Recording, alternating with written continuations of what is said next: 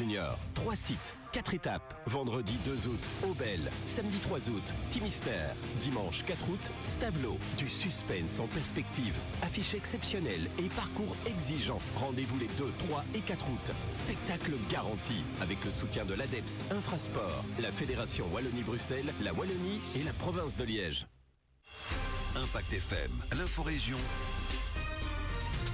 Et le conseil du jour, bien sûr, avant l'info, profitez de cette journée internationale de la bière pour en déguster une brassée dans notre région, bien sûr avec modération, évidemment. Ce journal, on le débute avec d'importantes perturbations sur le réseau de distribution d'eau qui a privé les villages de Biester et de Caux d'eau potable durant toute une partie de la journée de ce jeudi. Une conduite a été endommagée lors des travaux à Caux, ce qui a provoqué des coupures d'eau. La SWDE a intervenu bien sûr sur place et tout est rentré dans l'ordre dans le courant de la journée. Ensuite, c'est le SMUR de Saint-Vite qui célèbre son 30e anniversaire en ce mois d'août. Ce service mobile d'urgence et de réanimation indispensable pour une région rurale comme la nôtre. Le service de Saint-Vite, qui couvre l'une des plus vastes zones de notre pays, intervient régulièrement dans les communes francophones avoisinant Saint-Vite. Une intervention sur 3 s'effectue d'ailleurs en dehors de la communauté germanophone. L'année dernière, la petite unité d'urgence ultramoderne sur roue est sortie à 593 reprises, dont 157 fois sur le territoire des communes de Malmedy, Ouem, Gouvy et Vielsalm. Et au fil des années, eh bien, le nombre d'interventions a drastiquement augmenté, puisqu'en 94, il était de 74 sorties. Augmentation qui illustre une prise de conscience de l'importance d'une prise en charge rapide, professionnelle des urgences. Cette année, un véhicule tout-terrain va remplacer l'actuel pour faciliter encore l'accès à certaines zones. Et sachez encore que l'équipe du SMUR de la clinique Saint-Joseph insiste aussi sur l'importance des défibrillateurs et de la capacité des citoyens à s'en servir. Les premiers gestes de réanimation, même effectués par un non-professionnel, sont essentiels. Beaucoup d'événements festifs et culturels dans notre région ce week-end. D'abord, le Royal Festival de Spa qui s'ouvre ce vendredi soir dans la ville d'Eau et qui va se poursuivre jusqu'au 19 août.